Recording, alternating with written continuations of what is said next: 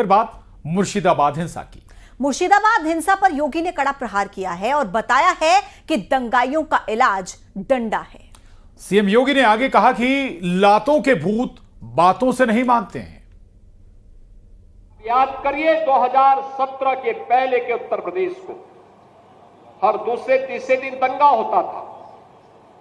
बहनों और भाइयों, इन दंगाइयों का उपचार ही डंडा है। बिना डंडे के मानेंगे नहीं। आप देख रहे होंगे बंगाल जल रहा है, वहां की मुख्यमंत्री चुप है, दंगाइयों को शांति दूत कहती है। अरे लातों के भूत बातों से कहां मानने वाले हैं।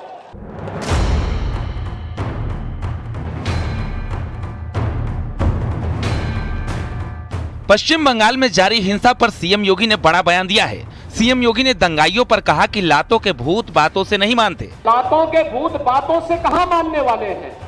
दंगाई डंडे से ही मानेंगे। सीएम योगी ने ममता बनर्जी समेत पूरे विपक्ष से पूछा कि पश्चिम बंगाल में हिंदुओं पर हो रहे अत्याचार पर विपक्ष क्यों मौन है। इन दंगाइयों का उपचार ही डंडा है। बिना डंडे के मानेंगे नहीं। आप देख रहे होंगे बंगाल जल रहा है, वहां की मुख्यमंत्री चुप है, दंगाइयों को शांति दूत कहती है। अरे लातों के भूत बातों से कहां मानने वाले हैं। लेकिन सेकुलरिज्म के नाम पर इन लोगों ने दंगाइयों को दंगा करने की पूरी छूट दे रखी है। पूरा मुर्शिदाबाद पिछले एक सप्ताह से चल रहा है। एक तरफ जहां बंगाल में कानून व्यवस्था पर सवाल उठ रहे हैं, तो वहीं आम लोग ममता बनर्जी को अब सीएम योगी आदित्यनाथ से सीखने की नसीहत दे रहे हैं। जैसे सीएम योगी आदित्यनाथ के राज में यूपी में अब कोई भी दंगाई पत्थर उठाने की हिम्मत नहीं करते। संभल इसका सीधा उदाहरण है। वहीं ममता बनर्जी के राज में बंगाल में साल दर साल दंगे हो रहे हैं। दरअसल वक्फ कानून बनने के बाद पश्चिम बंगाल में लगातार हिंसा जारी है। पहले मुर्शिदाबाद और अब दक्षिण 24 परगना में आगजनी की गई है। हिंसा के बीच बंगाल में कानून व्यवस्था पर सवाल उठने शुरू हो गए हैं। Bureau report, news 18। और बात अब वक्फ पर बवाल की। वक्फ कानून के खिलाफ तो पूरे देश में प्रदर्शन हो रहे हैं, लेकिन भयानक हिंसा सिर्फ पश्चिम बंगाल के मुर्शिदाबाद, मालदा और दक्षिण 24 परगना जैसे इलाकों में क्यों हो रही है।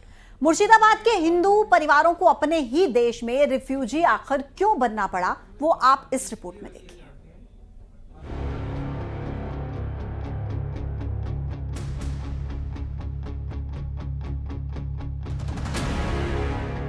वक्फ कानून के खिलाफ तो पूरे देश में प्रदर्शन हो रहे हैं, लेकिन भयानक हिंसा सिर्फ पश्चिम बंगाल के मुर्शिदाबाद, मालदा और दक्षिण 24 परगना जैसे इलाकों में क्यों भड़की।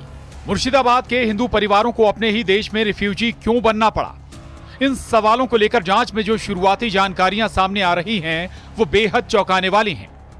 केंद्रीय जांच एजेंसियों से जुड़े सूत्रों के मुताबिक मुर्शिदाबाद में हिंदू विरोधी हिंसा अचानक नहीं थी, बल्कि इसके लिए 3 महीने से तैयारियां की जा रही थी। वक्फ कानून सिर्फ इस हिंसा का ट्रिगर पॉइंट था। शुरुआत में इस हिंसा की तारीख थी 6 अप्रैल यानी रामनवमी, लेकिन सुरक्षा कारणों से इस हिंसा की तारीख बदली गई। मतलब सुरक्षा कारणों से अगर रामनवमी की डेट नहीं टाली जाती, अगर उसी तय वक्त पर हिंसा होती, तो शायद इस बात की जांच भी नहीं होती कि हिंसा के पीछे बांग्लादेशी आतंकी संगठन है। और तो और शायद ये कहकर जांच भी रफा दफा कर दी जाती कि इस हिंसा के लिए रामनवमी मनाने वाले ही जिम्मेदार हैं। लेकिन मुर्शिदाबाद हिंसा की जांच में केंद्रीय एजेंसियों के सामने ये बात आ रही है कि इस हिंसा में बांग्लादेशी आतंकी संगठन अंसार उल बांग्लादेश के स्लीपर सेल का बड़ा हाथ हो सकता है।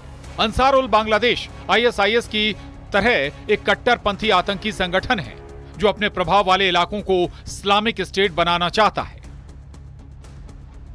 हम लोग राष्ट्रपति शासन चाहते हैं। यहाँ अराजकता चलता है, यहाँ गुंडागर्दी चलता है। हर शुक्र जब भी कोई जुलूस होता है, शुक्रवार नमाज के बाद इधर आतंक फैलाया जाता है। केंद्रीय एजेंसियां मानती हैं कि मुर्शिदाबाद हिंसा की वजह बांग्लादेशी घुसपैठिए हो सकते हैं। लेकिन इससे एक कदम आगे बढ़कर बीजेपी का दावा है कि बंगाल में वक्फ कानून को लेकर हिंसा के पीछे डेमोग्राफी में बदलाव एक बड़ी वजह है।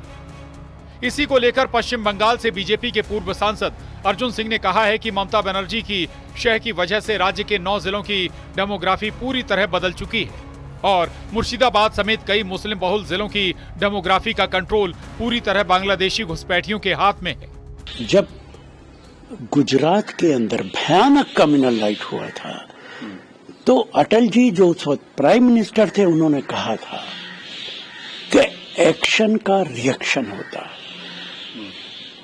तो मुर्शिदाबाद के अंदर भी एक रिएक्शन है और इसके लिए भारतीय जनता पार्टी जिम्मेदार है। आप अगर किसी के मजहब पे जबरदस्ती हमला करेंगे उसके नतीजे कुछ भी निकल सकते।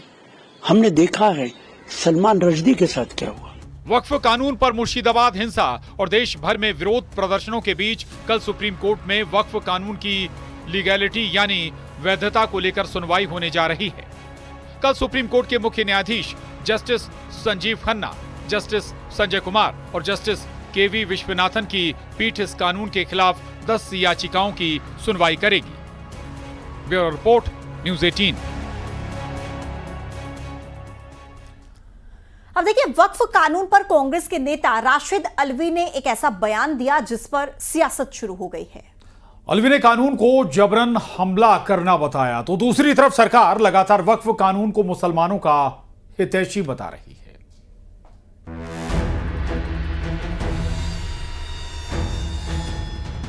वक्फ कानून को लेकर सियासी संग्राम थमने का नाम नहीं ले रहा है। कांग्रेस नेता राशिद अल्वी ने वक्फ को लेकर भड़काने वाला बयान दिया और कहा कि किसी के धर्म पर जबरदस्ती हमला करेंगे तो परिणाम कुछ भी हो सकता है।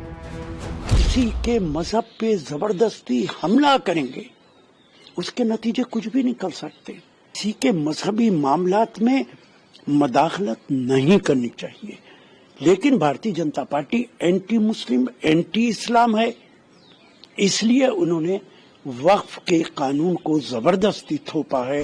कांग्रेस के बाद उधर झारखंड सरकार के मंत्री इरफान अंसारी ने कहा कि वक्फ कानून को झारखंड में लागू नहीं होने देंगे, जिस पर यूपी के डिप्टी सीएम केशव प्रसाद मौर्य ने कहा कि कानून से मुसलमानों का भला होगा।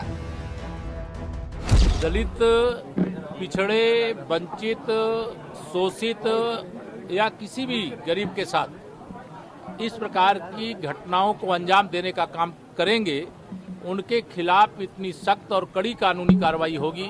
वक्फ बोर्ड में संशोधन हम लोग बर्दाश्त नहीं करेंगे। दरअसल वक्फ कानून लागू होने के बाद से लगातार विपक्ष सवाल खड़े कर रहा है तो सरकार कानून को मुसलमानों की हितैषी बता रहा है। फिलहाल सियासत थमने का नाम नहीं ले रहा है। Bureau report, news 18।